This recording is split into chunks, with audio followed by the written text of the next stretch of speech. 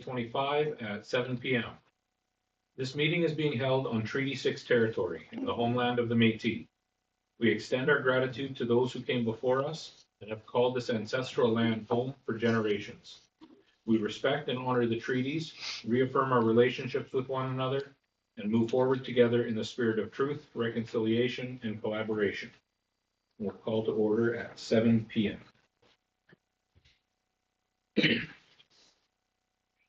That the agenda for the February 10th, 2025 meeting be approved as amended or presented and attached to form part of the said minutes.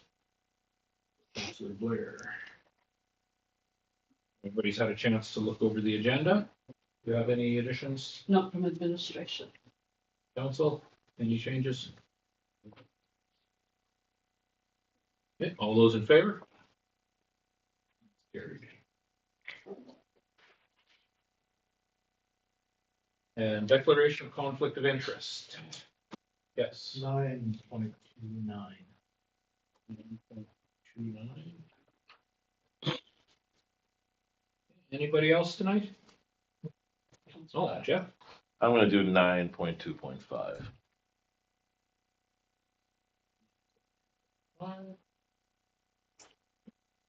Les? 12.1, and I'm not sure about 12.3. The CQP. That's not a decision. I don't think they're asking for anything there. No, they're not, and it's just a communication coming in. Yeah. Okay. Yeah. So just 12.1. 12.1. Yeah. And I don't know. It looks like maybe there's been a decision on that, but There hasn't been a decision on 12.1, but there will be tonight. Okay. Okay. Anybody else? Okay. If you find we missed something, definitely declare it before we get started. Continue on. That the minutes of the January 27th, 2025 regular meeting of council be approved as presented.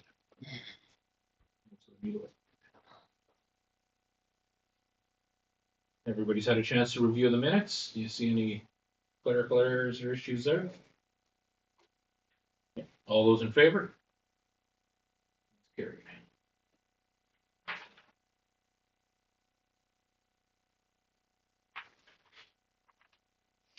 Okay, so moving on to our delegations. This is our first delegation of the year, and I would like to welcome Chris and Gemma. How you guys doing? Good. Very good. Thank you for coming. Thanks for having us so quick. We're new to the community, literally just moved in this weekend. Welcome. Family brought us up here. Our daughter and our son-in-law farm just outside of town, and grandbabies do weird things to you, make you move to northern Saskatchewan. And so here we are, but we're contractors, house builders. And so we see that there's a bit of a need in talking to Yuri from the town, from the real estate office and the permit fellow there, just to kind of get an idea that there was a need. And so I wanted to offer our services in any way that we could potentially partner with you guys in filling some of the town lots with proper 2-3 bedroom bungalow homes, low income stuff that people can actually afford. So I don't know if you guys know that our need, if there is such a gap that we can help fill as a local contractor. But we definitely love the opportunity to talk to you guys further if there's a strategic plan in place to fill some of that or not. I don't know, but we just want to introduce ourselves and see how we could be of service. So a little bit about us is we're from Southern Alberta, pastored there a lot of years, ran the food bank with my wife, ran the food bank, and we're very community minded people. And so we like to help wherever we can. And that's just part of the DNA of who we are. So get an idea where we come from and what we do. Great. Thank you so much and welcome again to the community. I imagine there could potentially be some opportunities for anybody in the construction business going forward. So you'll probably get to know Jeff Franke, our town planner, relatively soon. So he does a lot of our work with the local contractors. So Okay. My only question for you guys is, with all the town lots available, you guys flexible in working with somebody to help fill those lots? I notice you guys have a lot of lots that are basically priced to sell. but require a little bit of TLC or some demolition and rebuilding. Maybe just something to talk about to see how flexible you guys are on payment. I mean, every dollar I've got to spend on a piece of land is a dollar I can't put into a house. But we could work something out. And I noticed like my uncle is in Huntsville, for example, Ontario, and they do a partnership with contractors. And what they do is they'll say, okay, you buy the land for $1, but on the sale of the house, the council of town gets the price of the land. You know what I mean? So you don't lose, but it's something to help us be able to have the cash flow to be able to build the houses to then turn them over. So just something like that is just what I offer to something to think about, something to chew over. Whether we do 1 or 20, that's totally up to how we want to work with you guys, how you want to work with us, and just kind of go from there. So. I would think your next meeting, you should, come in one day and, have a sit down with Jeff, and they'll be able to fill you in on a lot of information. Okay. Probably better than the rest of us can at the table here for now. So. Oh, that's perfect. We appreciate you coming to the meeting and, bringing your services to Nipawin. Thanks, guys. Thanks for having us. We'll be in touch. All right. Thank you so much. Have a great evening. Enjoy the rest of your evening. Lots of We can ways. sneak out that side door, can't we? No? The contractor didn't build it well enough.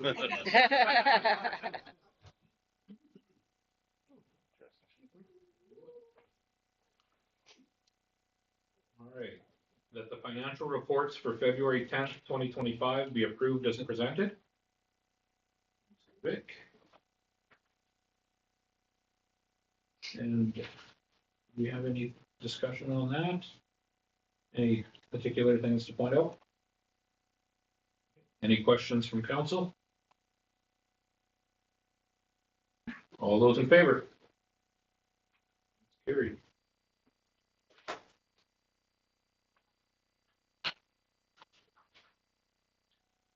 That the reports of senior administrative officials recorded as items 9.1 to 9.2.9 be received and filed. Oh, and this actually will include those two. Nothing. Yeah, okay, well, it's, yeah, you can see till we get to. Yeah. Okay, you received and filed. Who did I have there? Councilor Walks. All those in favor?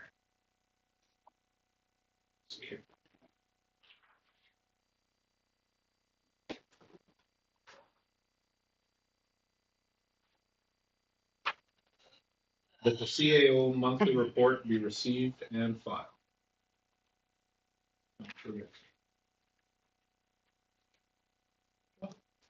I don't really have a lot to report. I was gone for a couple of weeks during this period, but one thing that I attended it was a career transformation program opening ceremony over at the college with the mayor and the GM Community Services. And it's, the program is aimed at empowering Indigenous communities through employment and skill development. And right now they're training Indigenous students to work in the mining industry.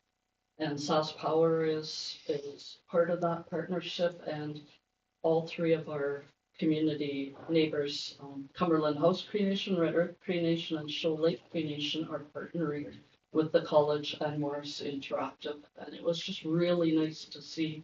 There was a lot of really positive come out of that meeting. Other than that, if you have any questions about my report, that's. Thank you, Michelle. Do we have any questions? Okay, all those in favor? Carried.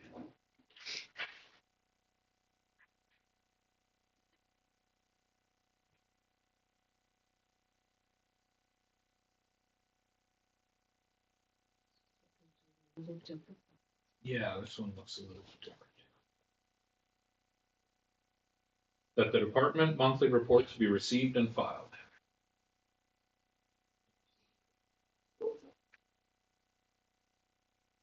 All those in favor?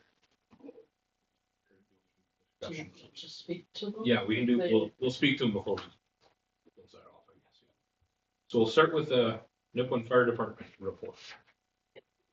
I'm excited because I never get to go first, so I'm gonna publish this for a moment. I won't bore you all with my meanderings. I've got a fire partners meeting. I'll bore them on Wednesday, so you guys will be okay. I will point out the fact that I did finally get some information from Jessica Brost at Northeast EMS. I know that some members of council and the mayor had asked. So just some interesting numbers there. So 4,800 calls for the year for a service is pretty unbelievable. And again, she made the comment that that's almost twice as much as it was 6 years ago. So a lot of calls, and then a breakdown as to what kind, not all of the kinds of calls, but a lot of them.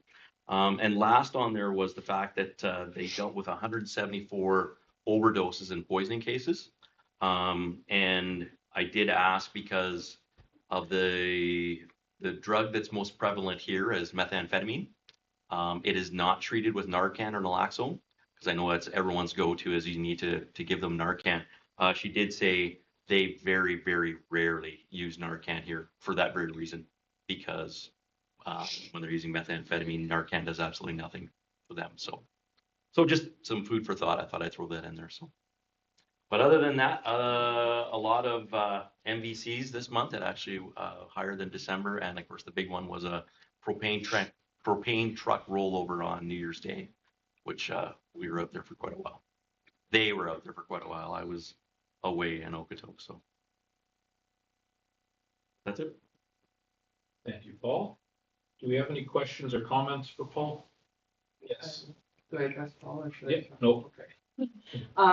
On your report, it says January 31st, you talked about the landfill again and Yeah. having sharks. Yeah. And at the bottom, it says, once again, we have put the landlord on notice of this unacceptable practice. That is correct. Moving forward, is there any, if we're continuing to see the same repeat homes with this, what is the process moving forward to deal with this? So we have had discussions, myself, the CEO, the bylaw officer, where there's no more warnings, there's no more nice guy. It's going to be simply, you've got these items, we are finding you. We have provisions in the waste bylaw Okay. that state that we can absolutely fine you. And that will be on the property owner. That won't be on the individuals, the tenants. Again, we always get more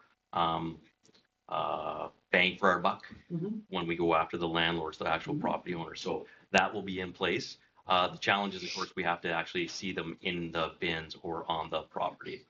So I have let MTN know, and I'm going to remind them again, we cannot continue to do the spot checks. Yeah. We did that for 2 months, and it was just ridiculous. Like Mhm. having Luke and I go around for 2 hours in the morning, every single morning was just, there's a lot of stuff to do, and that's one of the things we could do. But yes, going forward, that's definitely Because I was wondering if this would somehow fall under like the nuisance bylaw, because it's starting to become essentially Yeah. a nuisance Yeah. to. We do have a provision in the waste bylaw, so we wouldn't have to tack it on, but I mean, certainly we could, if we had to, we could go down that road as well. And I should also let council know that SCAN has been involved as well. We've touched upon that in the protective services, and those reports, whenever I highlight any of those items, they are taking all of that information. That's gold, they said to them. Perfect. Have you seen any improvement? Are we going the right way? It seemed like we were for a bit, and then this morning, the wheels fell off again today. I wrote this report, and it looked like we were doing okay for the remainder of the month.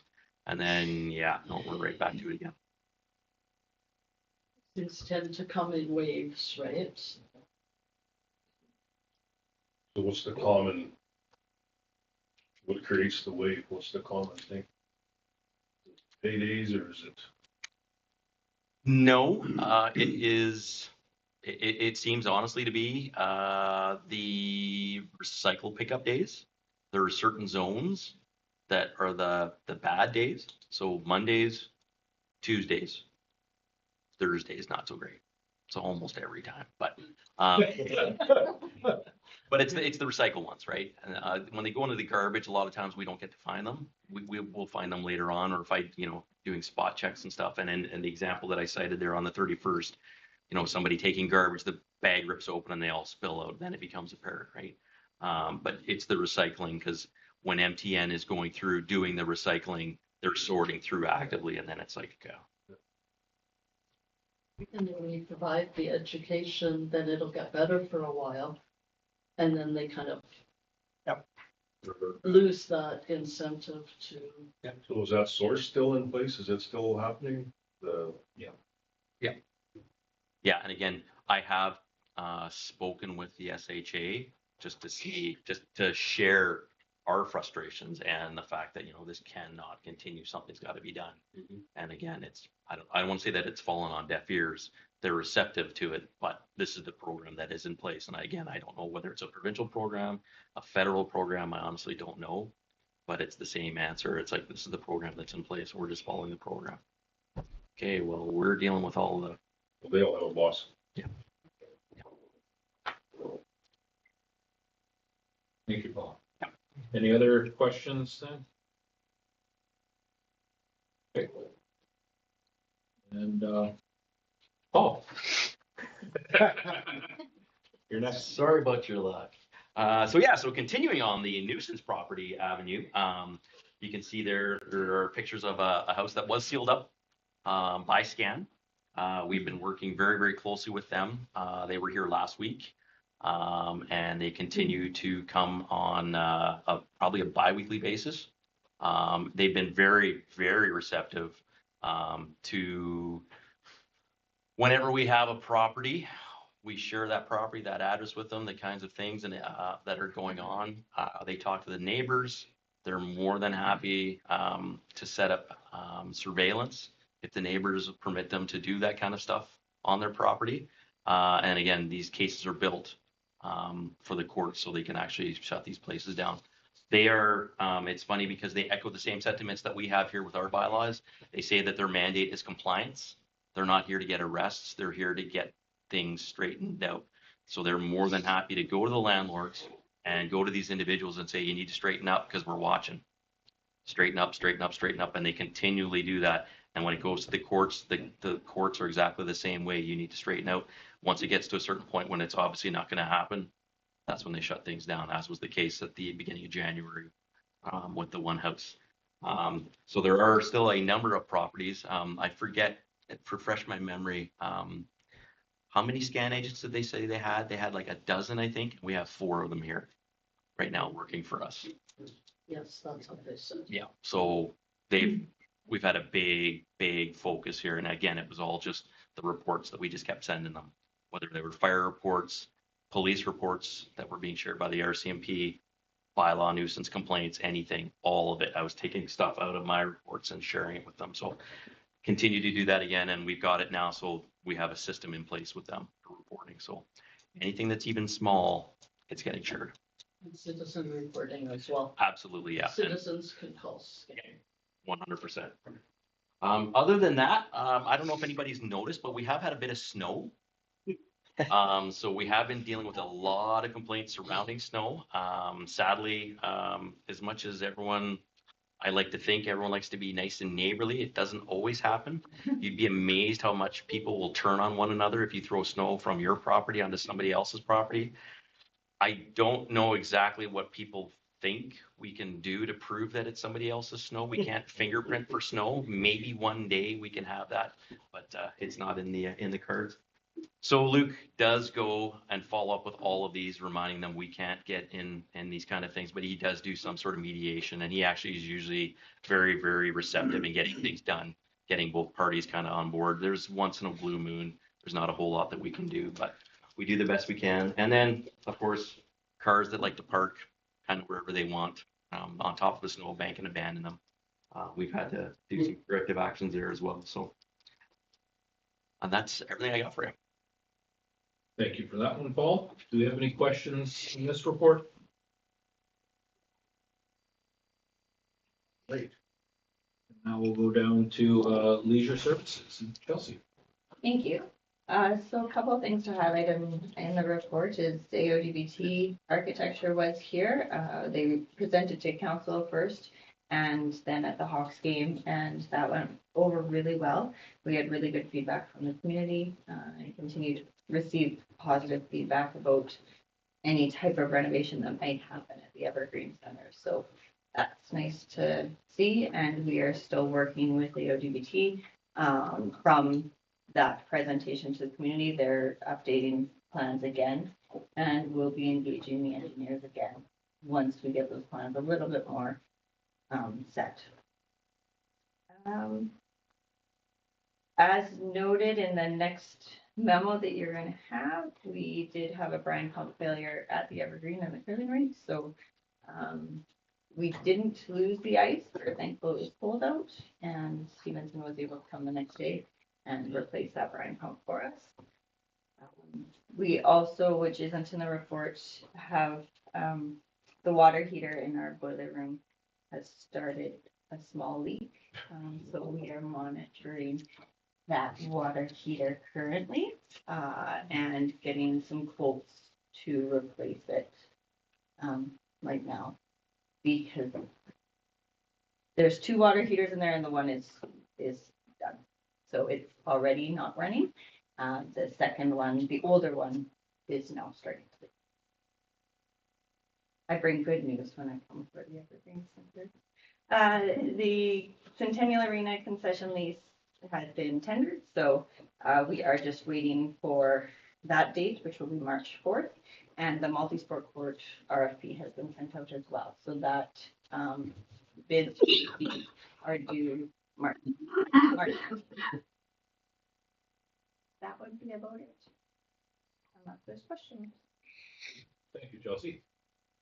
Do we have some questions for Chelsea today? Yeah. How big is a water heater? How big? I don't know. Sorry, I was trying to put you on the spot, when you like, just figure out. It's 100 gallons. Derek confirmed. 100 gallon? 100 gallon. I anticipate it would be around a $15,000 expenditure, but we will wait and see. I'm done with that, because what about it be on and on? We did talk about that, Yeah. so we are going to reach out to the plumber and just see what they recommend. But yes, we did actually, Jeremy and I had talked about that today. Yeah. Not devil's advocate at all. But yeah. It is still functioning. So that's the good news. Most of it very small leak. Yeah. Right. Well, that's where I'm going. 9-10 bubble gum. Yeah. So do we have any other questions on the reports then? All right, all those in favor?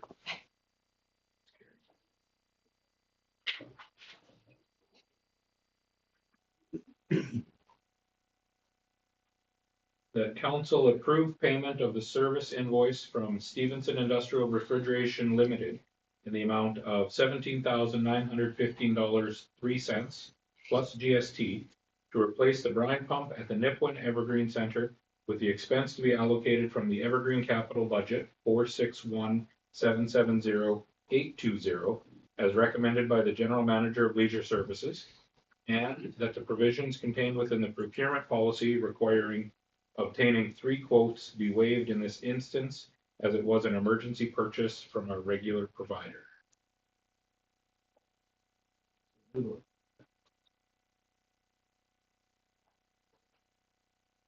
Can't imagine there's too much to discuss on this, everybody. All right, all those in favor?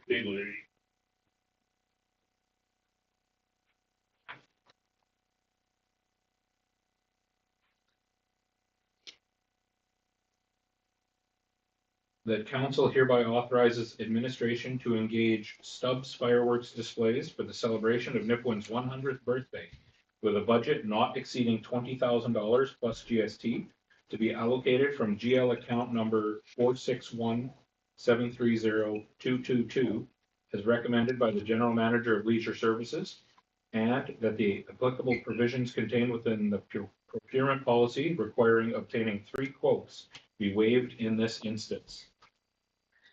Wait for fireworks for a long time. I wasn't going to accept any other motion on that one but yours. It's like, long time. I'm really excited.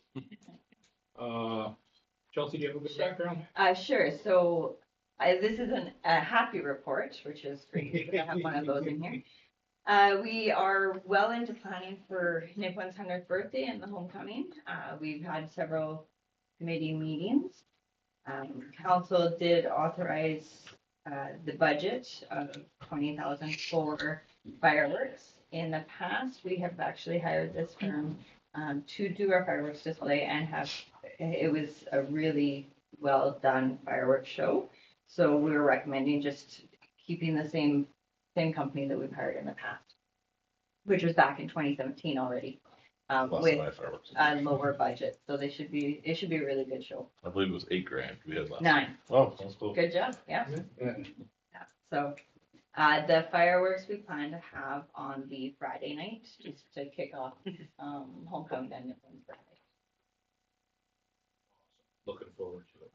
Probably not as much as Jeff is. I'm really excited. I've wanted fireworks. We've got them as a budget every year.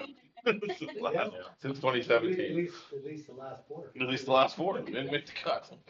Do we have any questions on this? Les? So is it provision for an alternate day?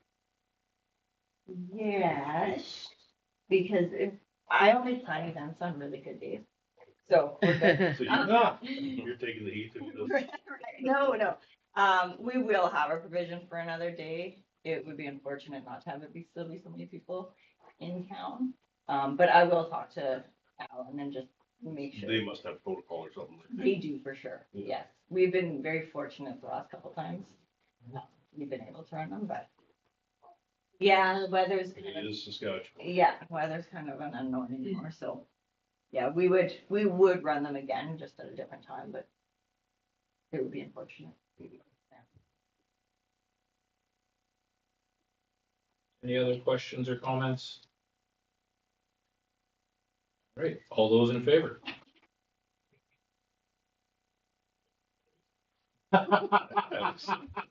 Who doesn't love fireworks shows? Somebody's up when you sleep. Some dogs. Oh, no.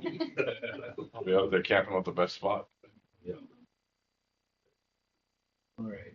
That council hereby approves the purchase of a Vernig SBV 72 V-Blade at an amount of $9,805 plus GST from Glenmore Equipment to be allocated from the Parks Capital Budget number 461740820 as recommended by the General Manager of Leisure Services, and that the applicable provisions contained within the procurement policy regarding obtaining 3 quotes be waived in this instance.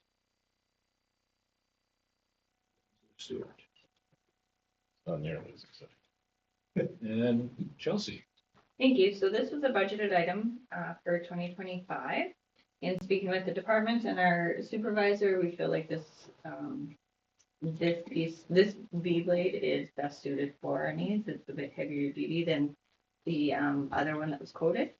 We're recommending to purchase the one from Glenmore at a $5 overage. Do we have any questions or comments?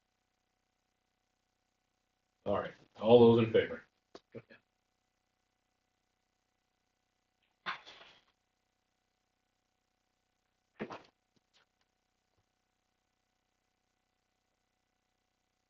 That council hereby agrees to reimburse the property taxes for the property located at 606 Nipwin Road East for a 6-month period from June 1st, 2023 to November 30th, 2023, in accordance with policy number 2.9.1 as recommended by the land planner, and that the reimbursement total shall be $2,690.25. Councilor Watts. Yeah, do you have something to add here? I don't really have anything to add. It's pretty self-explanatory, this one. Okay. Do we have any questions or comments for Jeff on this? Okay. All those in favor?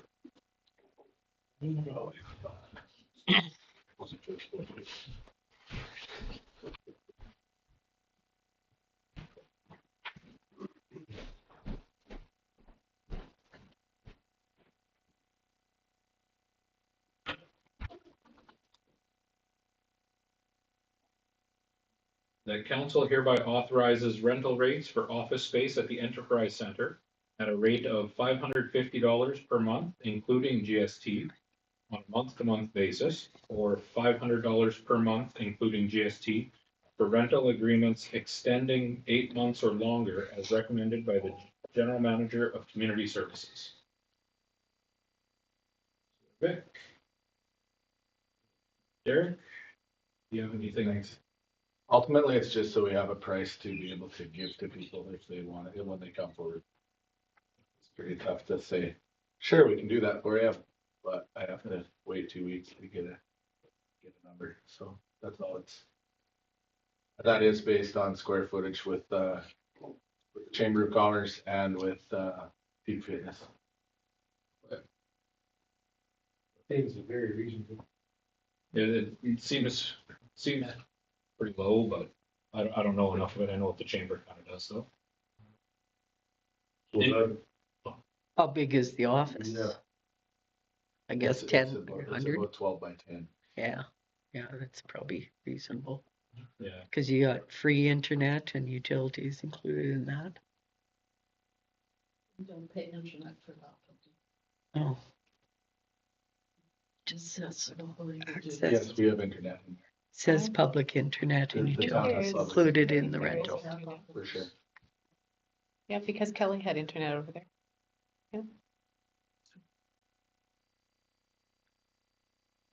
When you talk to Something a we can- realtor, they say $8 a square foot, but when I went to the chamber and to Nick, he said they're both at around $5 a square foot, so the 500 is pretty close to the same as what the chamber's renting the office of a similar size for. Sounds pretty good then. so the realtor's making $3. Yeah. Any other questions or comments on this one? All right, all those in favor? Carried.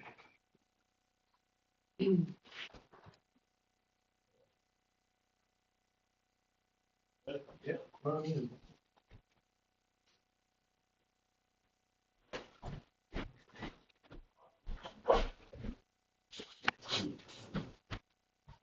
Joyce is what? Yeah. Welcome back, Jim.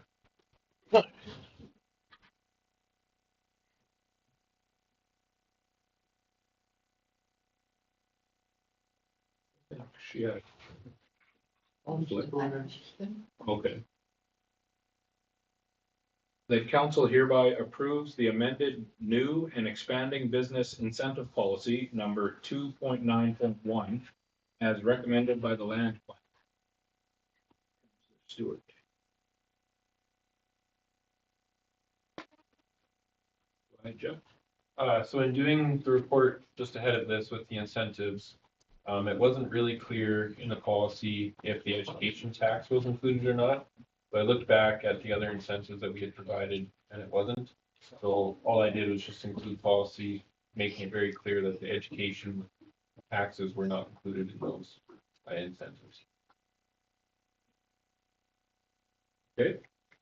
Seems pretty straightforward. Do we have any questions or comments? All right, all those in favor?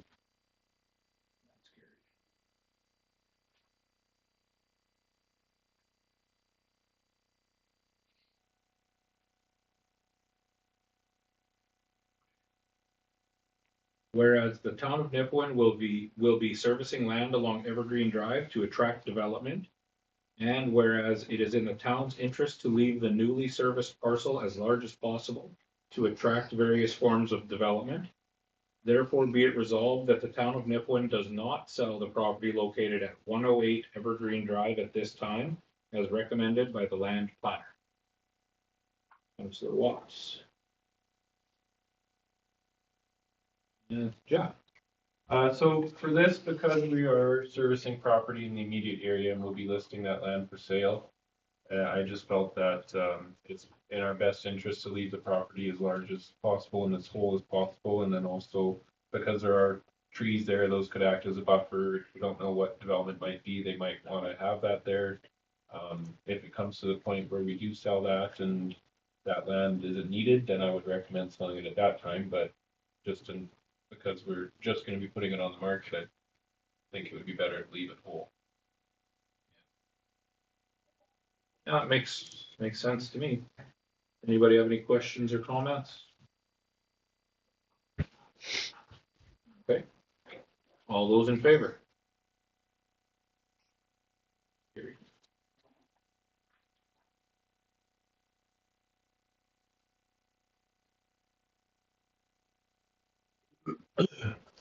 That council hereby agrees to sell a portion of the town shop lands NE 315014 W2, extension 99, measuring 22.86 meters by 61.26 meters, with a plus minus 1 meter accuracy as recommended by the land planner, and that the cost of subdivision and title transfer shall be the responsibility of the purchaser, and that the purchase price for the land shall be set at $8,000 plus GST.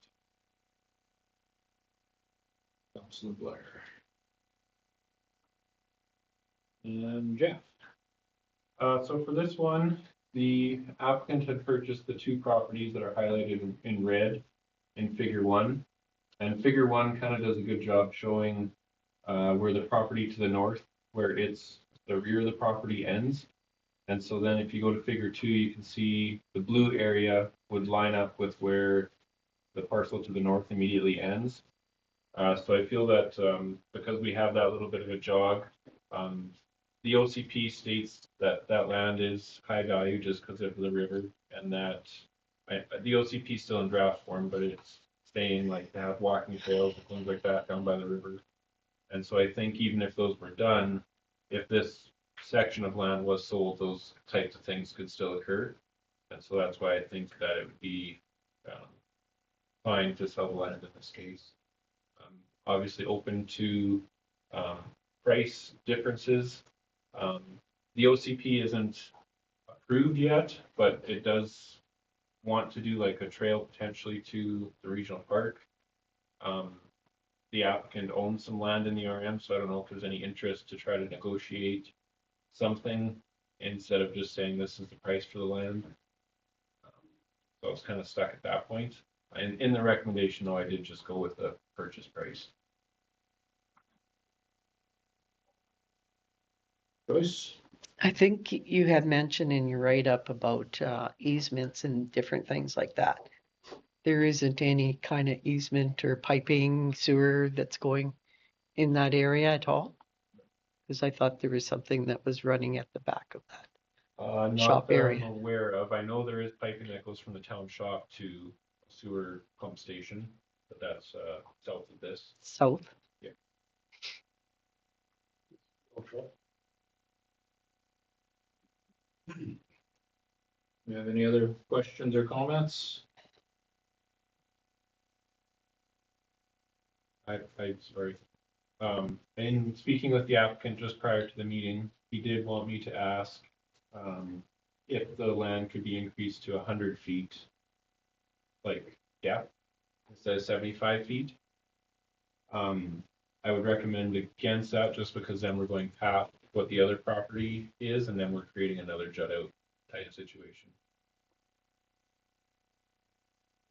Did he state what his intended use was this for, just to keep the trees, or are they all coming down, or is he? Just larger backyard, like fire pit essentially.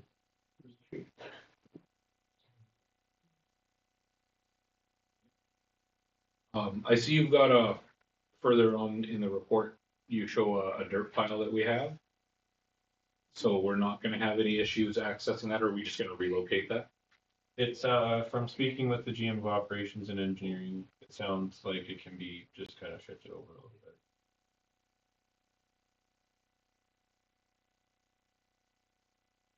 Do you have any other questions or comments? No development proposed. Just making it part of the yard. But with all the other lands kind of in that area being that size, it's kind of odd that you would even have had these two lots be smaller. Jeff? It would just be, forethought, would we need more of this land to store more dirt and everything? Like, I don't like the idea of us having a dirt pile on this guy's land, and right now we do, and we gotta shift it over, but that sounds a bit of a pain, so. Like, I don't know.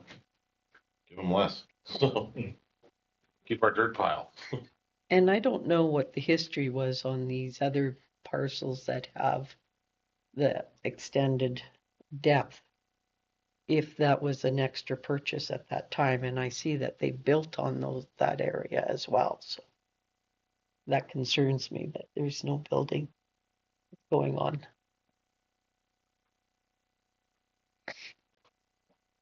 Right now, the two parcels he bought, they're separate. Yes. So there's likely gonna, I would suspect there'll be a request for a change on that too from this person Mhm. down the road. Don't believe You so. need some more room. The intent is to move a house onto the property that's vacant. Okay, Yeah, and then have two separate lots, just with each a So- larger backyard. so will this, right now it shows up as one long strip, Right, will it yeah. be split into two? Yes. Yeah. Okay, so And it's added two. into each property. Okay, Is the other one a house? Yes.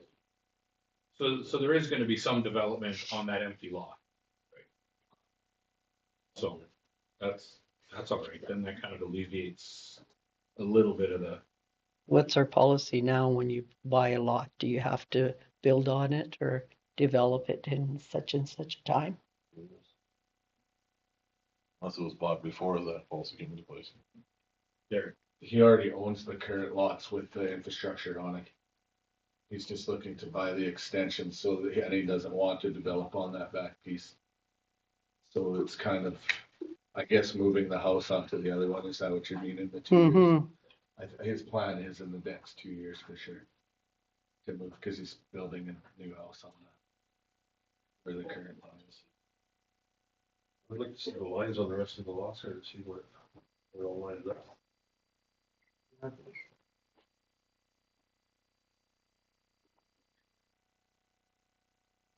Yeah. So this is the existing that we're doing. I think it's fine. yeah, So just. I just don't like them owning part of our dirt pile. yeah. You own it. Yeah. It's not that big a deal. No, You got lots to of move dirt. it, because I know. Lacy says it's not a big deal and he has lots of dirt. Let's go with that. Oh, Yeah. no, to move that dirt pile. Not that big of a Couple deal. hours, yeah. All right. And it doesn't look like it's in the way of anything anyway. Yeah, the access isn't coming through there. We don't have need for more land for dirt piles. There's always a need for land, they don't make any noise. Right, exactly. But for dirt piles, Okay. we can go in behind them. There's still some more land back there. Cause this was just recently purchased? No? That's correct, yeah. So being recently purchased with the empty lot, is there a policy that there has to be a structure being put on there that was in so much time enough? No, because it wasn't, like lots. Okay. Yeah, I think it makes pretty good sense. Just cleans up the lines down there too. Yeah. We're not losing enough to affect the walking trail potential and stuff either, I don't think. A lot more toxicity. Not if they Not a lot. amalgamate. Well, yeah, like he'll be extending those two lots, so there'll still be two lots. Other than when they build a house on it. Okay, any last questions or comments? All those in favor? Opposed? That's carried.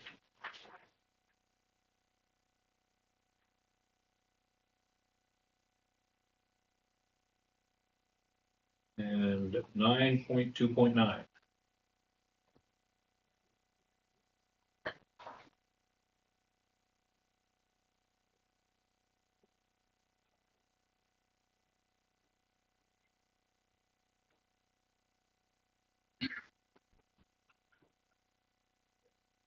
That council hereby agrees to offer the property located at 118 Peters Drive, lot 27, block 42, plan 96 PA 00667 for sale with a sale price of $15,000 plus GST as recommended by the land planner, and that the property purchase shall be ineligible to receive a 3-year tax incentive. Councilor Newbush. And Jeff, This was the property that we had previously, or that council had previously priced at 23,000. They came back with an offer of 6,500 plus GST and no 3 years tax free. They stated that the cost of bringing the lot up to grade is the reason for the low counter offer. In my research, some of the lots that had sold early in this subdivision even had sold for more than this. So I felt the offer was quite low. So what what I recommended was a sale price of $15,000 with no 3-year tax incentive. But then they'd still get the 2 years tax-free during building, which is what we've always done. Yeah, that's what the recommendation is. So we can, council can of course say a lower price, higher price, change the incentive years. Lots of different things that can be done. Okay, Joyce? What would be the 3-year incentive price after the 15,000 if they were, or because they're taking 6,500, if it was 23,000? Right. And then the 3-year incentive, what would that bring it down to? The municipal portion, well, I shouldn't say it. The taxes on the side of the house that they're probably proposing would be my guess of like 2,700, maybe 3,000 a year total. So that times 3. So give or take $8,500 in 3 years. Yeah. Plus the 65 makes it 15. 15. I think it's pretty cheap lot. 65. Yeah. But I would say 14 plus GST. Bring it close to, 9, that's 23. I'm okay with that. Yeah. So what were the lots to the south or to the north of it? Is it comparable to what those sold for? They sold over a period of 2 years, quite a few years ago. I think it was 2013, 2014. 8,500 was a couple of them, and the most expensive one was 21,000. 21,000? Yeah. And what was the least expensive? 8,500. I think about 8,000, 8,500. They were low for 1 year, and then the prices went up.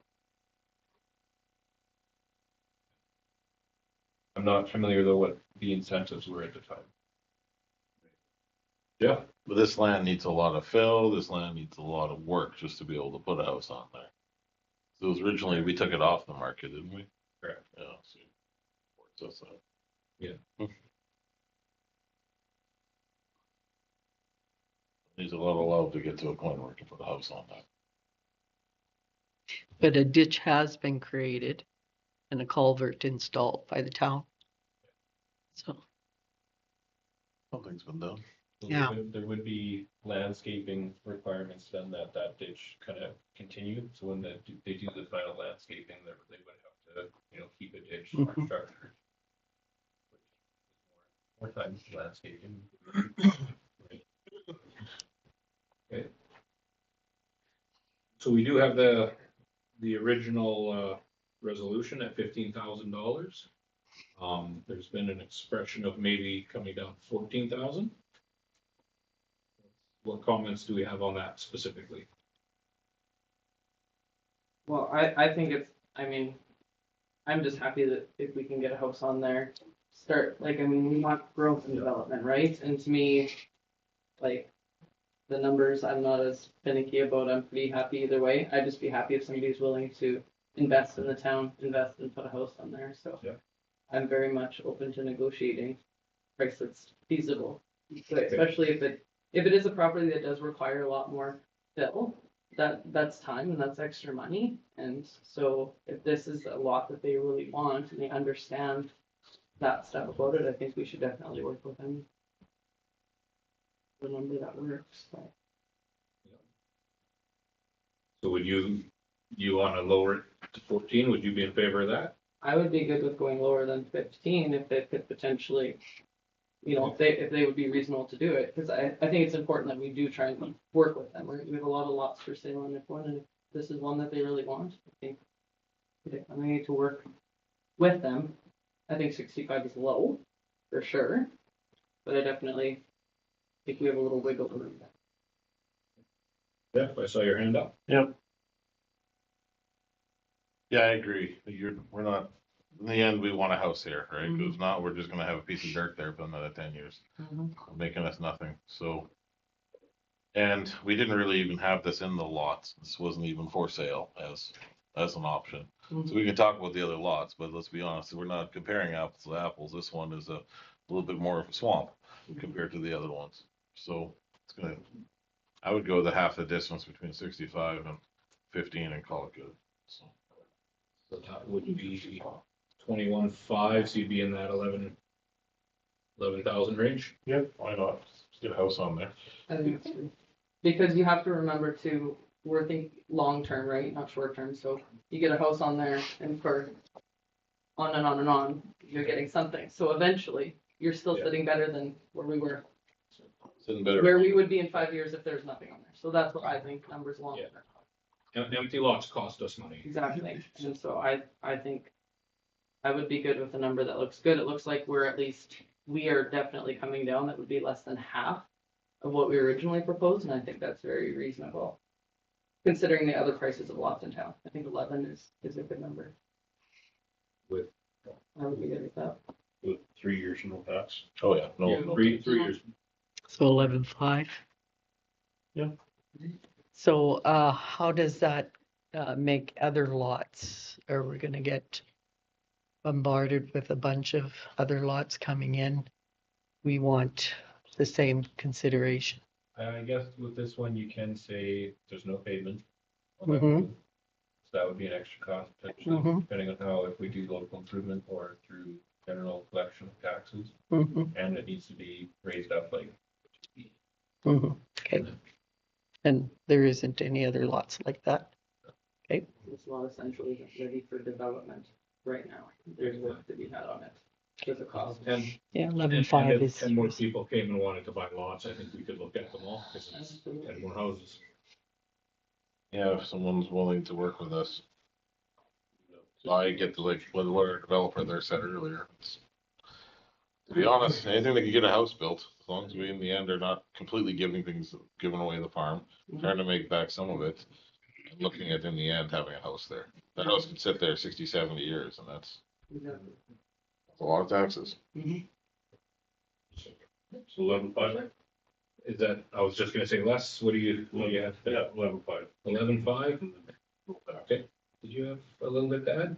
Yeah, I do. This would fit in well with the feedback that we've had from developers about having that cash up front to be able to build, and the different various incentive policies that we've been considering and drafting. This fits right in with it by giving them, they have their own cash up front, so that they don't have to pay as much for the lot. Okay, so it sounds like we're all in agreement. Kylie, you made the original motion there at 15,000, so are you okay if we drop it to 11.5? So 11,500 plus GST and ineligible to receive the 3-year tax incentive. So they'll still get the 2 years during the construction phase. How does everybody feel about that? Good. Seems all right. All those in favor? It's carried.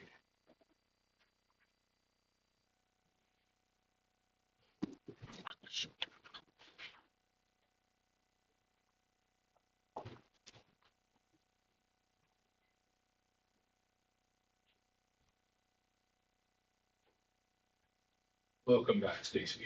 Yeah.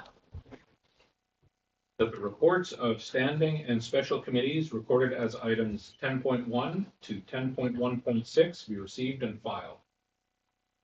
Councilor Blair. All those in favor? Carried.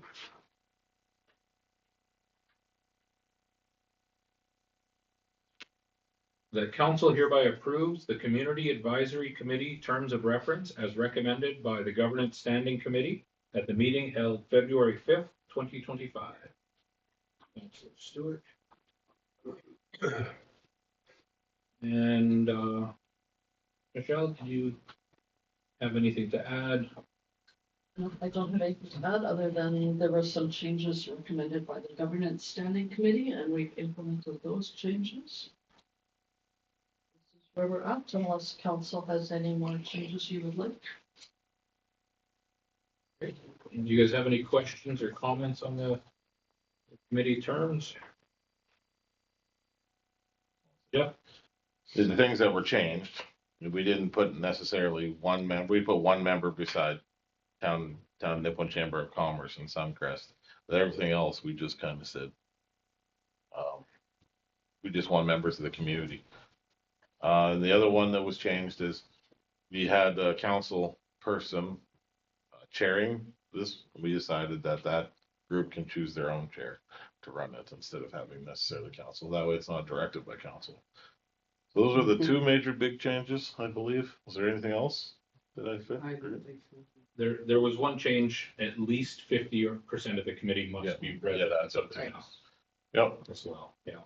Was it 50 or 60? 50. 50, yep. Yeah. Can be more, can't be less. Because we discussed that a lot of it, like with tourism and stuff, a lot of them are business owners from Golden Lake or outside that still could be involved and get a lot of input. Yeah. Which is why we decided to do it that way.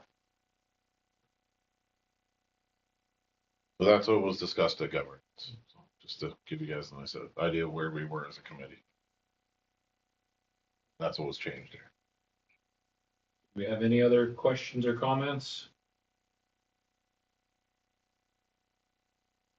How long is the term, or is there a term? 1 year terms. Okay. There, I think there would be the potential to stay on more than 1 year. Yeah, But yeah. every year is the members would be reviewed. That line falls in line with all of our other. So an application is done. Mhm.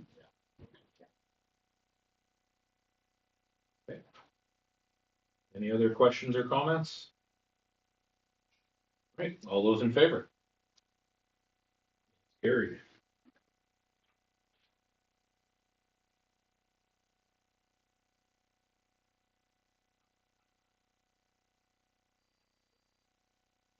That council hereby approves B&B enforcement services to perform level 2 building inspections for the town of Nipawin as recommended by the Governance Standing Committee at the meeting held February 5th, 2025, and that administration be directed to issue a request for proposals for additional level 3 building inspection services, and that council hereby appoints Chris Latender, BOL 438, owner of B&B Enforcement Services, to provide level 1 and level 2 building official services for the town of Nipawin. Councilor Newell. And, Michelle, did you want to speak to this a little bit? Ken, last June, council entered into an agreement and appointed B&B Enforcement Services to provide level 1 building inspections. And there's been requests for an increase in his scope of work to be able to perform level 2 so that contractors, developers, builders will have a little bit of a choice between them. And then the committee recommended to put out a request for proposals for additional level 3 inspection services, which currently it's only Municode does level 3. And if we put out we would put out the RFP so that there would again be a choice for builders and developers to choose a different building official if they chose as being tied to Municode. Do we have any questions or comments, Jeff? Yeah, when we discuss this, I hear it's just the additional for a level 3 building inspector. I thought we discussed that it would be a 1, 2, and 3. That we were gonna put it up for all of All of them, having more building inspectors, that give people a lot of choices instead of just 3. So I agree, there should be another one for level 3, 100%, but Okay, yep. instead of just having two, put it out for 1, 2, and 3. And Yeah. if we got somebody else that wants to do it, uh-oh. I just think the reason that it wasn't put into the resolution is because I know that it was stated that having too many inspectors cuts into anybody wanting to be on the inspector list because they don't get to prioritize their time. I think that may be why it got changed in or lost in the translation for the resolution to the minutes. But So administration's making a recommendation that we don't do more than just 1 and 2. Just the 2 for level 1 and 2, and only look at level 3. That would be administration's point, because that wasn't what was discussed at the meeting. Yeah, I misunderstood. I'm sorry. I understood that it was for the level 3. We can add level 1 and 2. if Yep. council I was chooses. just looking for what administration. that is what I believe Jeff recommended to the governance. So that Must have heard it wrong. was I thought it was that we were putting it up for all of them as well. Yeah. I guess the recommendation for me would be to keep it at 2, just because then, yeah, the more building officials you have, the less likely anyone's gonna want to apply, just because of it cutting into, like, because they got to make loops all over the place, and they want to make sure that when they come up here, that they actually have enough work to make it worth their while. Otherwise, they just won't. So this is Unicode does 1 and 2 and 3, and then this B&B does 1 and 2. So Is he certified for 3? I don't believe so. What's the difference? Large, Commercial. commercial. Like anything over 1,600. But he's like a hotel carrier. He did do the school and care, so I don't know if he is. Yeah, I think I it's don't anything believe so. over 600 meters squared is classified as level 3. He wouldn't have the education, like the training behind him.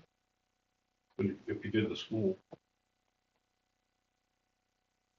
I mean, all we have to do is ask. Yeah. If we put this out there and he can do it, he'll probably put his name in it. Yeah, for sure. Yeah. So, zero feet. yeah. So, So the way it's written is fine then, right? I just wanted to clarify administration's point that we only want 2 building inspectors at this time. We don't want to have 4 or 5 on there.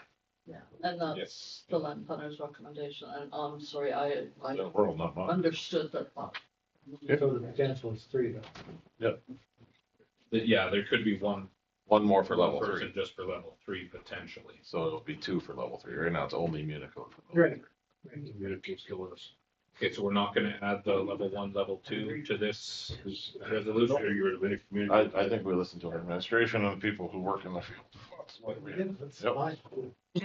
You made the original, I mean, I'm happy that we can at least give people options, so at least having, this change is a good thing. We put it up for level 3, and obviously if we need to discuss this in the future, it's always open for discussion in the future, but for now, we put it up for, I just want people to have options. So if we put it up for a second level 3, then that's good. Okay.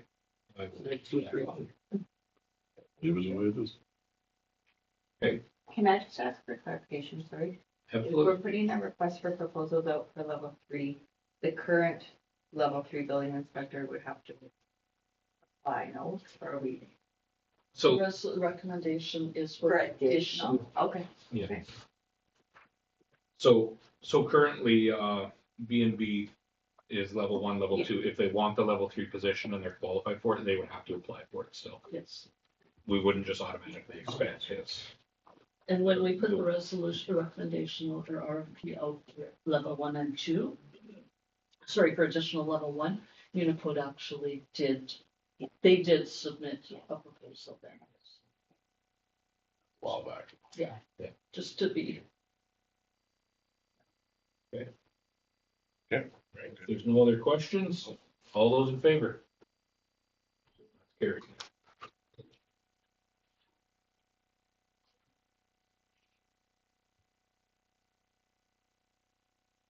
The council hereby agrees to request an increase of the town's credit limit with RBC to $61,000 to align with the credit limit with the credit card limits contained within the corporate credit card policy number 1.3.2 as recommended by the Governance Standing Committee at the meeting held February 5th, 2025.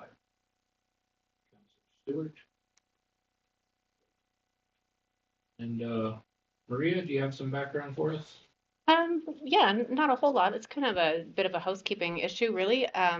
The credit cards were obtained with limits that were lower than what was in the corporate credit card policy. And so in order to align the two, we just need a resolution on the books to take to RBC to increase those limits and hopefully kind of alleviate some pain and suffering when we're borrowing each other's cards to make enough money to pay for large purchases and whatnot that we're doing within credit card purchasing.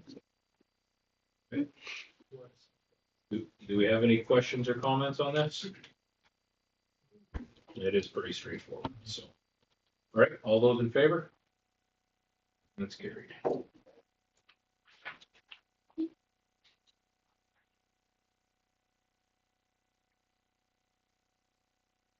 That council hereby approves creation of an additional originator for online EFT payments through CAF as recommended by the Governance Standing Committee at the meeting held February 5th, 2025, and that the following limits be set for risk management: $100,000 per transaction, $300,000 per file, $300,000 per day, 1.6 million per month. Councilor Stewart. And Maria, I'll maybe let you give us some background on this as well. Sure. The limits that you just discussed there, they are kind of a recommendation through what we've done already in the past and as recommended by the deposit support at Prosperity Credit Union. So again, it's kind of a housekeeping thing, also alleviating a little bit of risk as well in setting limits so that in case something ever did happen, there are limits in place to counteract fraud and fraudulent activity. So this is just giving us the separation from what we do already with payroll and payments that are made through the CAF system for payroll, and then the separation with what we do through accounts payable and EFT payments to vendors that way. Thank you. Yep. Joyce? I heard 1.6 million per month. Is that a single transaction or is No, that a cumulative? That's a cumulative.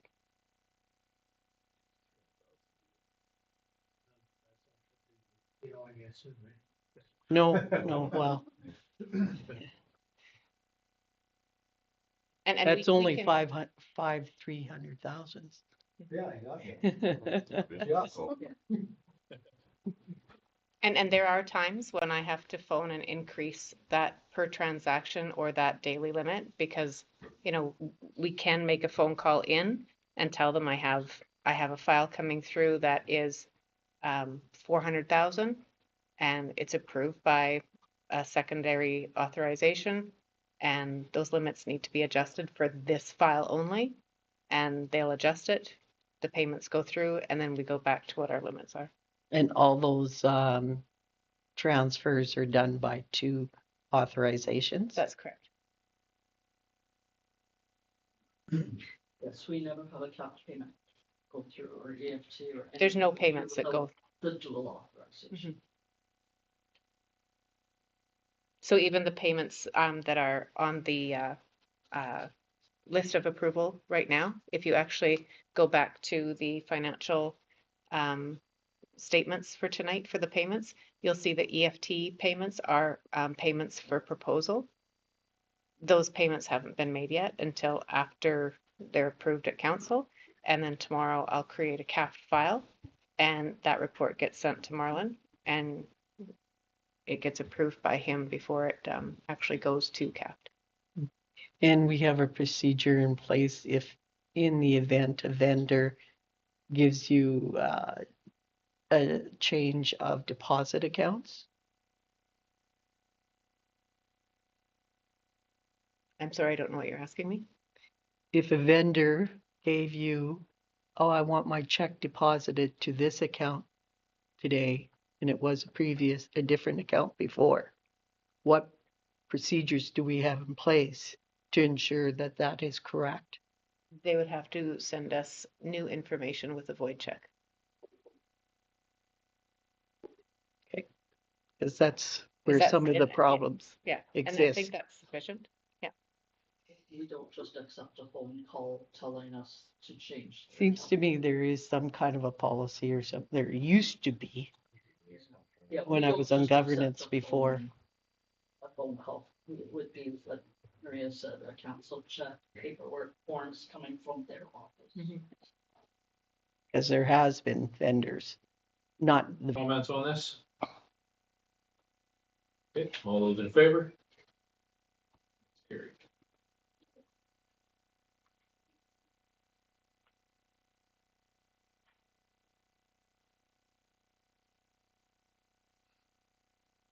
The council hereby approves the amended retirement/succession planning policy number 6.12 as recommended by the Governance Standing Committee at the meeting held February 5th, 2025.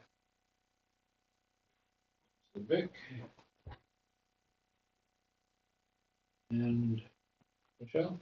So this is mostly just cleaning up language and taking out some of the requirements for the municipal employee pension plan, because we're required to go through that, and it had the rate, it speaks to the formulas that are used and the rates that are in effect, and it just cleans up the policy. And the only actual change in the policy was a request to employees retiring with 15 or more years of service will be recognized with a retirement gift valued up to, previously was $300, and the recommendation is increasing that to $500. And then adding the responsibility that it's the general manager's responsibility to ensure that that is coordinated.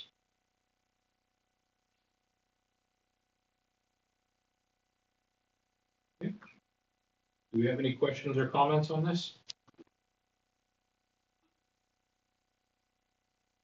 All those in favor? Carried.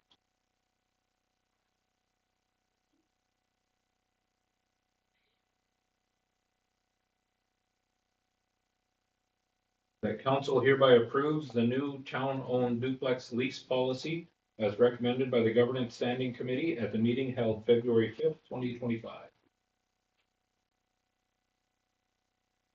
So new. And Michelle?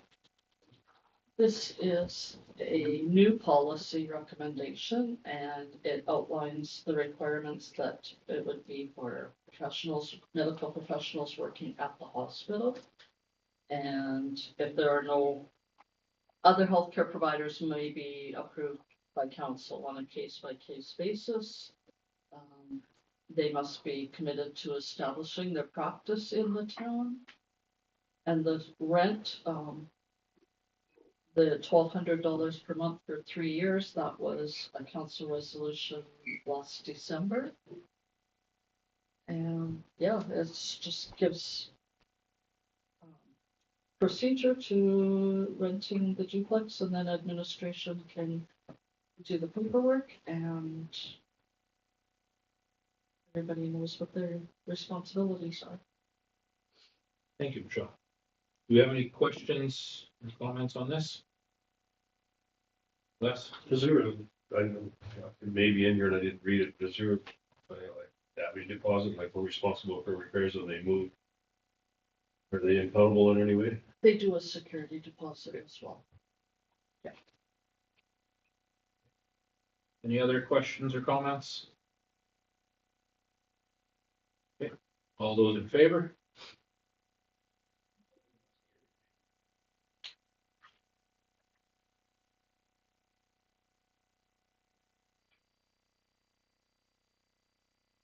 That reports of committees and boards recorded as item 11.1 be received and filed.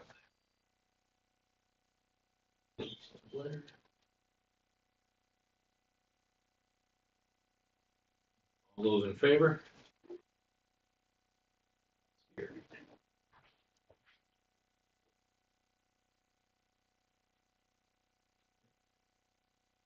That communications recorded as items 12.1 to 12.4 be received in file.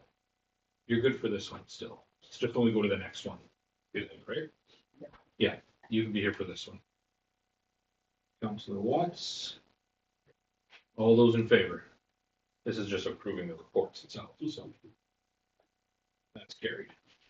All right, now I'll let you go.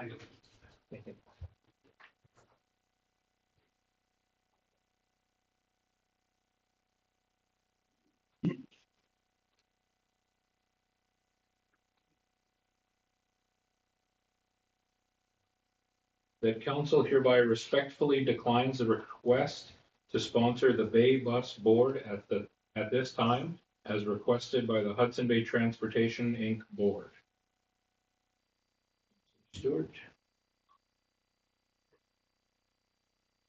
And has everybody had a chance to kind of read through that? It's a bus transportation private company for people to move around for medical appointments and everything. Part of the reason for the recommendation to decline was the lack of service for Nipawin. They don't stop here. They stop in Tisdale. So it's kind of tough to put money towards something that isn't very well directed towards our community. Joyce? Just wondered about our Paravan. Does it go to Tisdale for any purpose? Or is it just in Nipawin? I thought there was a reason that it would take, say, somebody going for dialysis or anything like that. It doesn't at this. I think that's the health food, isn't it? No, I was thinking the town one. I think all four one takes from that. The town one hasn't traveled Okay. since we took it. I think that was the part of the reason for the Health Foundation wanting to get that one was for that. Mm, For Arborfield was actually the big. Yeah, that was the push on initial. the Health Foundation as well. okay. Were there any other questions on this one? Okay. All those in favor? That's carried.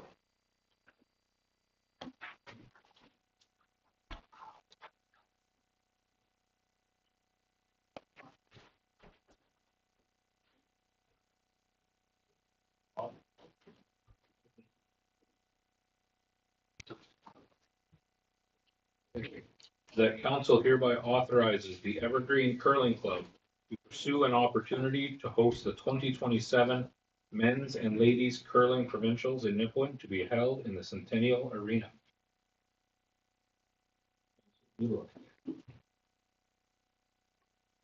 And I guess maybe let Chelsea speak to this a little bit. Sure, so we have a very eager, very go-getter curling club right now, which is great to see. They have a lot of new members. They did just bring the ladies' last chance to the curling rink and are looking to host a couple events next year. One would be the U20 provincial at the curling rink. Something when you get to this level though, a men's and ladies provincials, the requirement is that it's held on arena ice in an arena. So unfortunately the Evergreen wouldn't be utilized for it, other than if they had a banquet or something like that. But so they are looking for council support to bid to host that event in 2027. It will definitely have an impact on our arena and bookings in the arena, but it does give us ample time to make arrangements to ensure that it has minimal impact as possible. So we would try to make sure that the Hawks are at out-of-town games.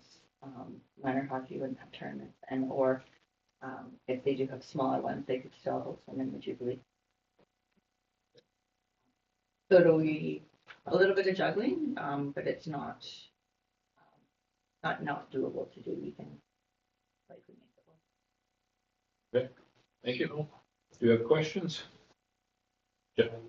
No, go ahead. I was just saying, now that the Jubilee actually has dressing rooms, we could actually probably still use the Jubilee and do this, right? Whereas if we didn't have the dressing rooms there, it would be a lot harder. Yeah, the dress rooms would be a lot nicer for the curlers to use in the Jubilee than in the Symphony. No, I mean, we could still have So, hockey yeah, players using the for sure, Jubilee yes. dressing rooms and just having the Centennial act as this. So That is still- very true. Kindersley did host this year. I think it was this one. And they were able to do it with their SJHL and ice hockey. So when did that take place? It would be mid-January. So kind of right in the prime hockey season, but Well, it's prime, but it's not, well, we hope that the Hawks someday would make the playoffs. It's not playoffs. yeah, so, we'd be out of the rink for approximately 14 days for sure, But we have 2 rinks, but we have 2 rinks. so we would still be able to do quite a bit with our other rink. Yeah. So it's not like we could do nothing. So, Hear a little whining, but that's okay. they can. It's actually warmer in the sitting there watching in the Jubilee, so it's quite nice. Everybody loved it the other day. I was in a T-shirt the other day. Radiant heaters, they help. It's changed since I was there. Oh no, that's beautiful. The other day we were watching the Bantam game. I was in a T-shirt the whole time because it was so nice up on the top. It's great. So what is the room for attendance, like for to watch the hockey game at the Jubilee? I'm sorry to say, I've never- 300, I think. Yeah, is the- minor league is fine. Yeah, 300. The Centennial's around 11 to 1200. Really getting down. 300? 300. Well, I don't think you put the Hawks there. I think you put them on the traveling schedule. Well, you could still run quite a bit of minor hockey through the Jubilee and be fine. Kids will be fine. They're resilient. Would there be any negatives to doing this? In your opinion? Just that it will have an impact on hockey, but I think that we can juggle that. One of our negatives, or one thing that we are gonna have to try and figure out, is our accommodation for bringing in critters. Okay. Yeah. That would be for them to figure out. Yeah, for Yeah. sure. But I don't see a lot of negatives. I think that this is a really good opportunity for Nipon, and it will showcase Nipon well. So I don't see a lot of negatives. No, you will get some concern about it affecting hockey and skating. Absolutely. I'm just gonna go to Les first and then I'll. What's the difference between arena ice and your ice? So, yeah, apparently there's a lot. Want me to take this one? Sure. They have to scrape it down and get it to transit level so they give you a transit, then they mark it out for you. You gotta scrape it down to there, they scrape it down. It's not, you don't take the lines out or nothing of the hockey rink. And then their guys come in and flood it to the level and actually make the curling ice. You're basically the town staff would be the volunteers of it. With it, they bring in a crew to do it. And then they make the curling ice. And then from speaking to the Tisdale people just in the past, because they shut their rink down, they have an individual rink. So that was my next thing, was going to be from a hockey standpoint. They've done it everywhere in the Northeast. So it is definitely something that, as much as hockey people don't like it, they deal with it.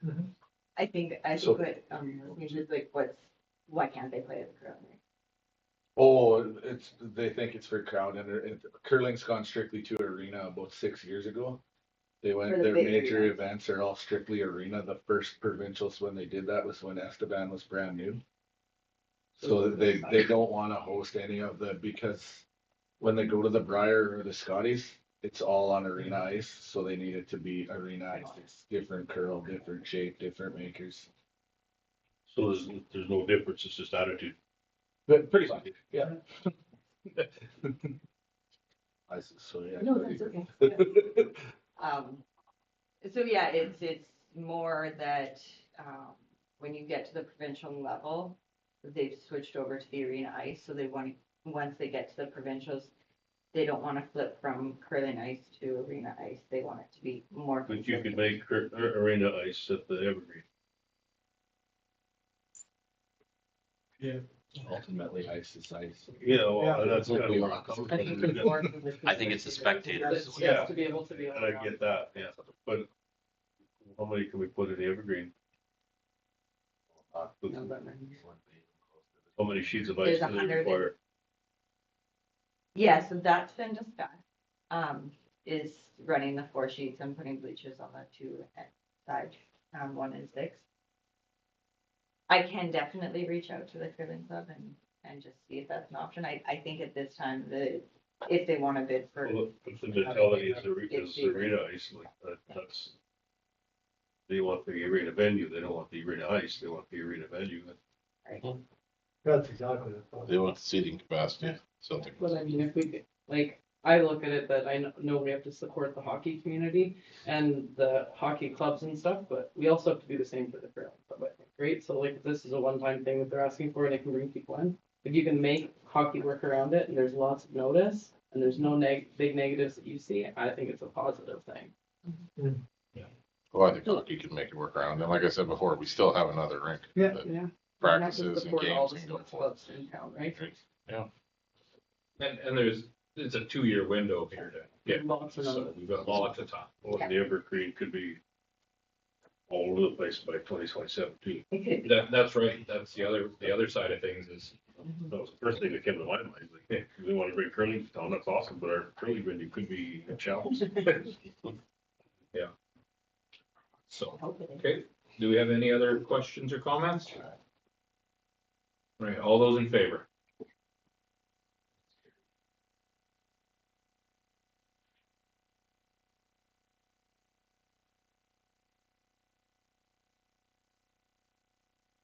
All right, so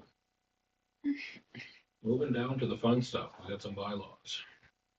That bylaw number 1194/25 being a bylaw to authorize an amendment to zoning bylaw number 763/2000 be introduced and read a first time. Councillor Stewart.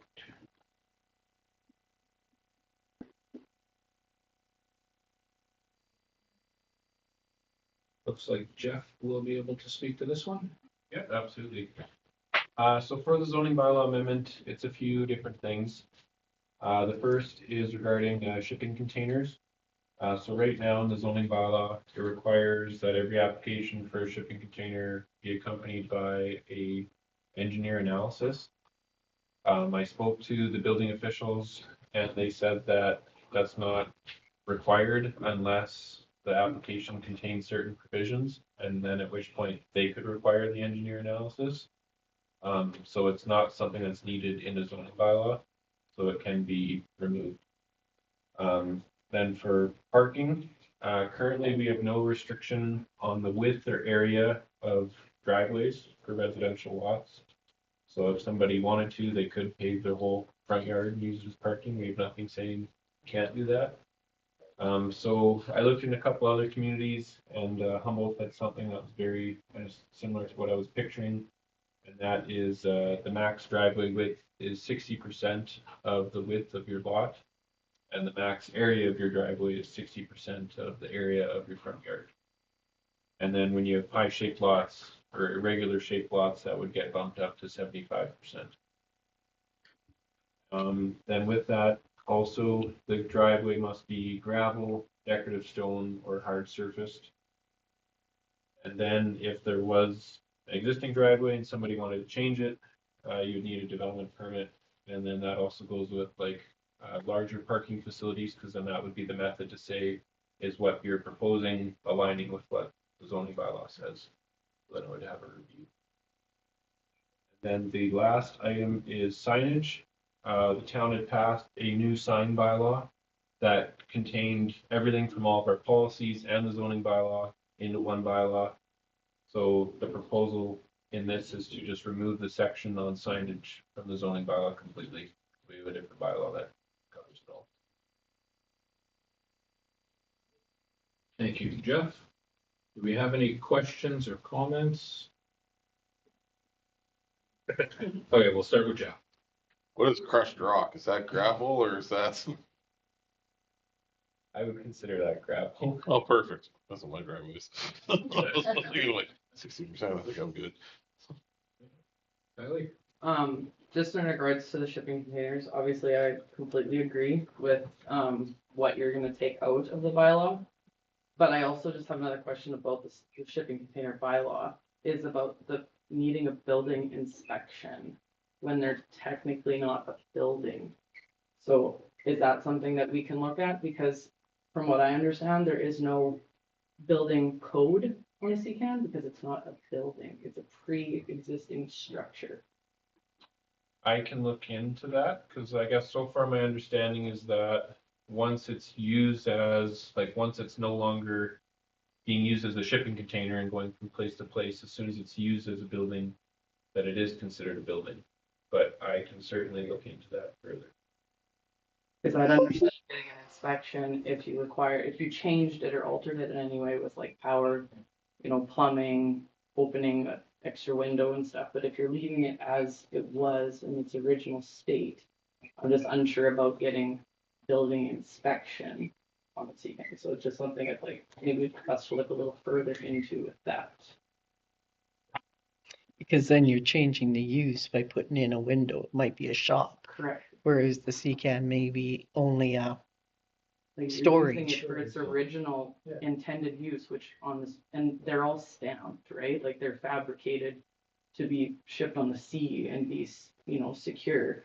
So I just don't understand what a building inspector is inspecting when they're all prefabricated, if you're not altering it. If you're altering it or changing its intended use, which is cold storage, I understand having to get it inspected.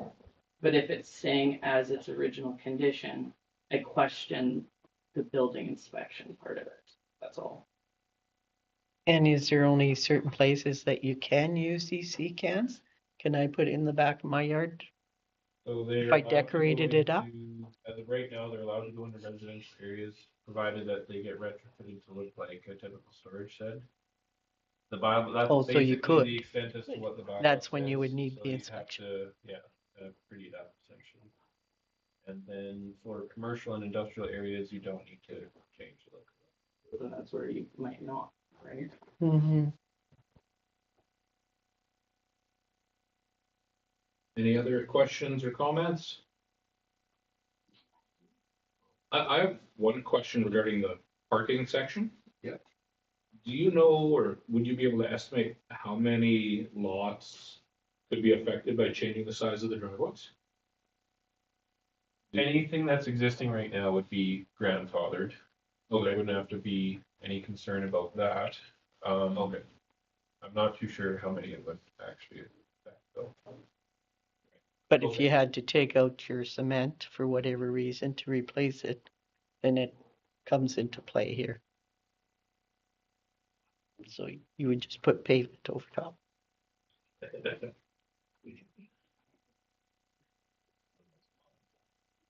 I'm thinking ours is probably over that 60. Do we have any other questions or comments? Okay, all those in favor? Carried.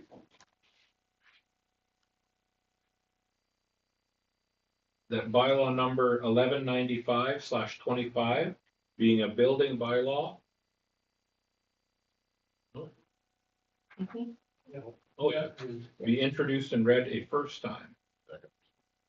This is the second time. The zoning bylaw amendment only has first reading, and then we have the advertising. Oh, okay. And so this is another bylaw. This is the next one. That's what confused me for a second too. Oh, 195.25. Yeah, 195. Too close in numbers. So be introduced and read a first time. Counselor Stewart.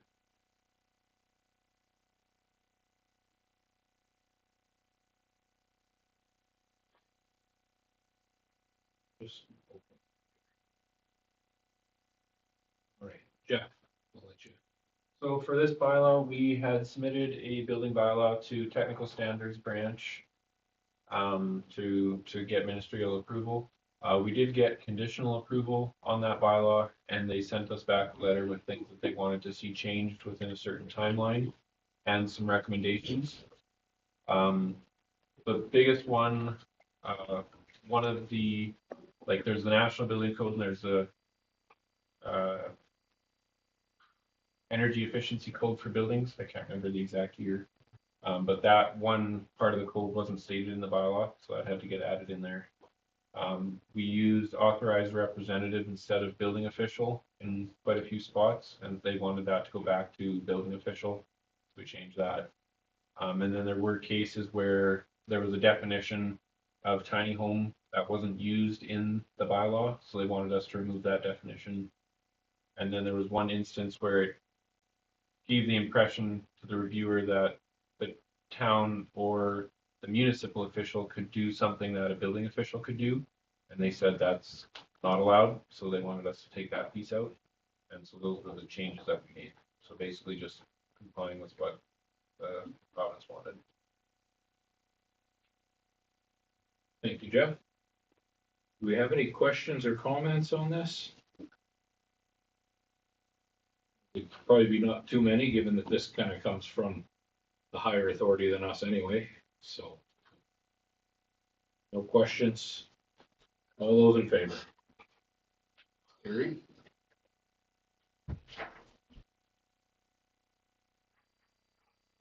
That bylaw number 1195/25 be read a second time. Blair? Scroll through, do you think of any questions or comments that you might have on this bylaw? Okay. All those in favor? Carried.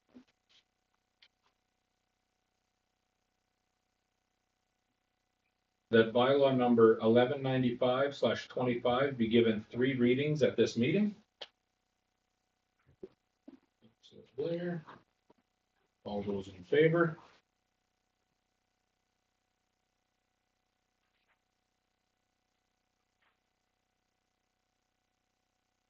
That bylaw number 1195/25, being the building bylaw, be read a third time and finally adopted. Mueller. Last opportunity to take a quick read through, skim it. Do you have any questions or comments? All right, all those in favor? That's carried.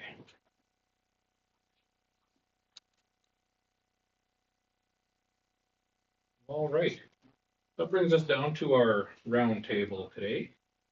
And why don't we start with Joyce today? Well, the only thing I've done in the last 2 weeks is sleep and get rid of a cold. But I did attend the SAMA Zoom meeting by Zoom, so it was informative and good to know. Perfect. Kylie. Last week, I was here for the governance committee, and we had the SAMA, did their online presentation to us, which was informative. It was really good. And besides that, trying to stay warm inside. Les? That's pretty quiet 2 weeks for me too. I didn't get out anywhere, just kind of dealing with colds and stuff too. That was a quiet 2 weeks for me. Stacy? Let's see. There's a quiet 2 weeks. Yeah. I can tell you that we are gonna have a park meeting. There you go. Perfect. So myself, on February 4th, I did attend that opening ceremonies kind of situation that had the Morris Interactive presentation. So it was the partnership with Suncrest and the 3 Cree Nations nearby. So there are 12 students in that program, and based on the success rate that Morris has, they're expecting basically everybody to come out of that program with some schooling and potential to go out and work in some of the mines. And then depending on that program, they may extend it as well. So that would be great to continue having that program offered here. While I was there, I did have a brief discussion with a few of the chiefs and counselors, and they are all looking forward to having us meet and come out to see them and experience some of their hospitality. So I think, in the future here, that would be a good opportunity for us. Extend an olive branch. On February 5th, there was the governance meeting, which we covered a lot of that tonight in this meeting, so. Probably the one thing I'm looking forward to the most is incentive policy that could be coming forward hopefully soon and getting that moving. And then on February 5th as well was the SAMA presentation. So I'm gonna go on to Jeff, and then I got two more things myself. All right, yeah, the governance standing committee meeting. Yeah, I was just gonna mention the incentive policy, that's going to be definitely a different way of looking at things through the builders instead of through the individuals. I'm really excited to see how that's gonna turn out. Lots and lots of discussion. I had lots of discussion anyways with the lady over at SAMA, so I'm hoping she heard our message or is content with some of the ways things were handled the last 4 years ago in their reevaluation. And we're really, really hoping that we don't have to have a whole bunch of angry seniors at the condo anymore, because I've sure been dealing with that for the last 4 years. I seem to be the voice of the seniors here, so because they come to me a lot, which is fine. They're all my clients. And everything else you saw that was on here, like the town and the fine requests and credit card limits and all that stuff. So it was a pretty busy committee. So I think it was pretty productive. When it comes down to that, I'm still really waiting for that assessment. Coming out of Melford. They better not use Melford as a way of measuring us. And any other city. So yeah. All right. Thank you, Jeff. So I just have a couple other things for some discussion for us to have real quick. The first one, we've got SUMA is very quickly approaching. I know it's in April, but it doesn't take long to get here. So in the past, many of the ministers they make themselves available to meet with members of council from across the province. So if you have any thoughts, ideas, topics, or specific ministers you'd like us to try to set some appointments with, this would be the time to start having those conversations. Last year, just as an example, I met with the Minister of Mental Health and Addictions, the Minister of Social Services, the Minister of Highways, and I also met with the National Police Federation. Also, there will be opportunities during SUMA for us to participate if we choose in some MLDP courses as well. And for that, I'm sure Jen and Michelle will coordinate to let us know which courses are coming available. But specifically, just wanted to kind of begin the thought process on any ministers you might want us to target this year for some of our meetings. So just something you don't have to necessarily come up with some ideas today, but start having that thought process as to who you might want to meet with, what discussions you want to have. And then the second thing is I'd like to just do a quick radio interview with Norm here shortly regarding the 2025 budget.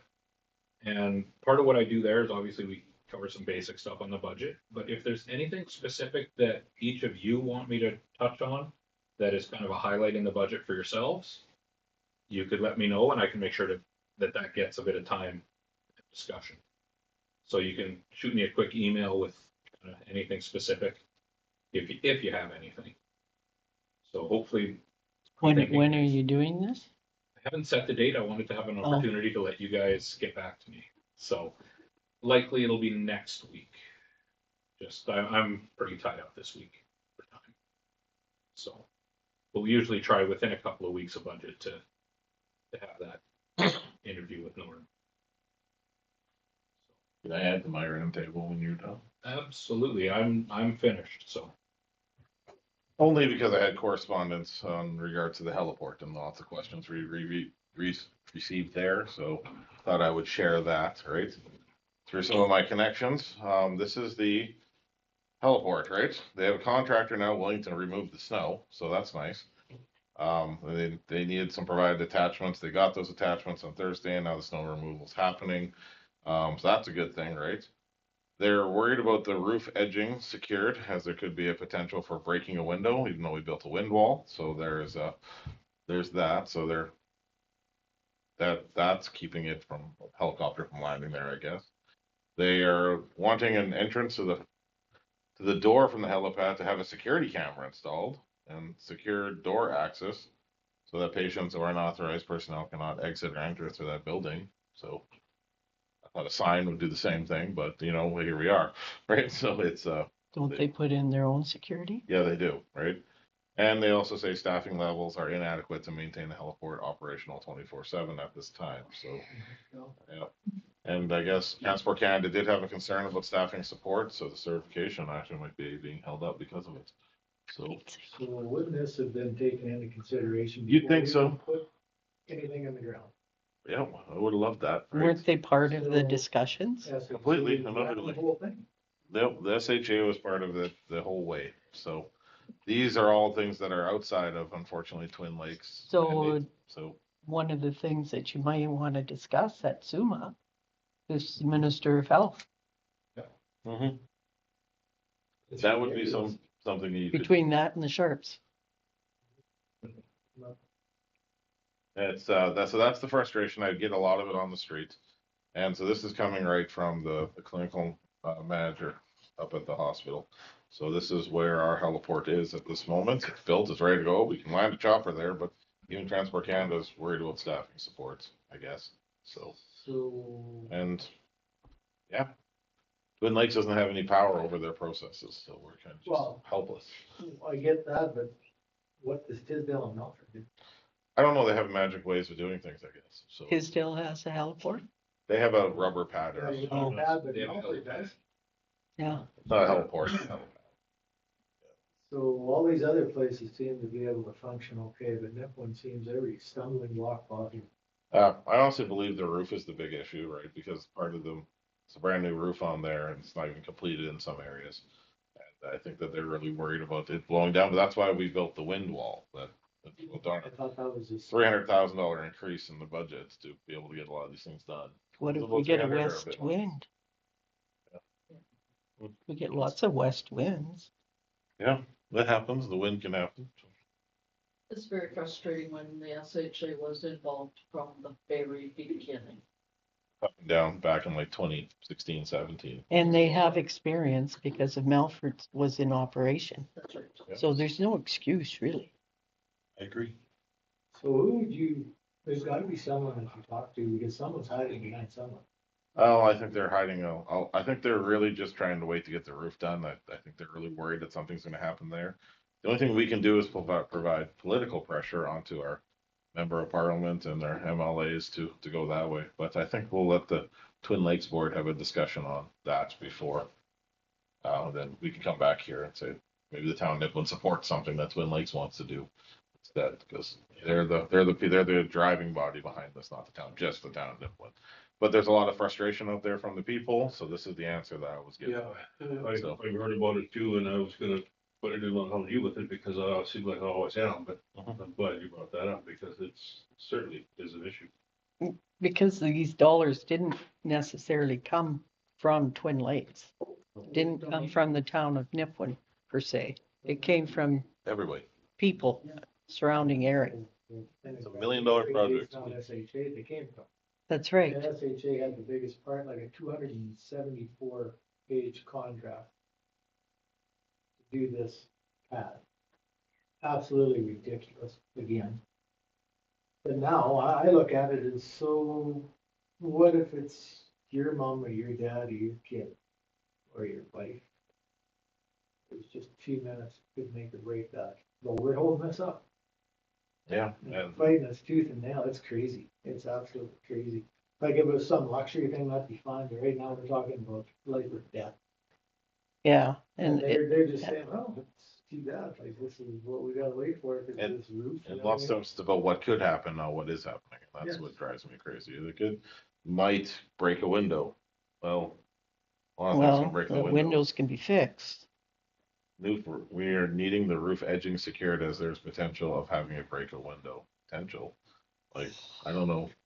There's a pile of snow on my roof. I don't know how it's gonna blow off. So anyways, there's frustration around town in regards to this. So I'm trying not to feed into that frustration, but it's really hard at this time because the community did work so hard and the committee worked so hard to get this thing built before snowfall.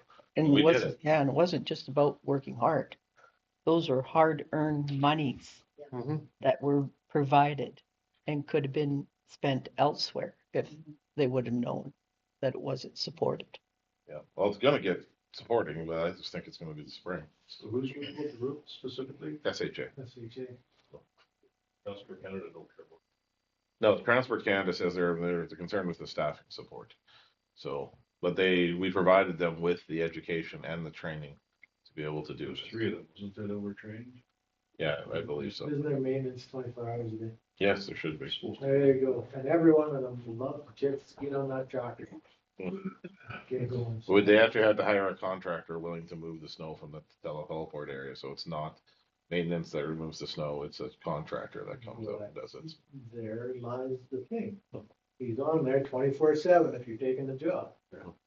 Yep, and that's fine. It's, like I said, lots of frustration. I know everybody here is probably hearing about it, so I thought I would provide a little bit more detailed update from the source. That's the best I can do. Frustrating, yes. All right, I think that fills up our roundtable discussion.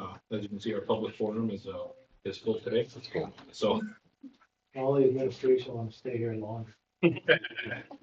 all right, that the regular council meeting of February 10th, 2025 be closed with Mayor Zacharias in the chair pursuant to section 122A of the Municipalities Act and citing exemptions contained in the Local Authority Freedom of Information and Protection of Privacy Act under section 16, advice from officials, and section 122B concerns long-range or strategic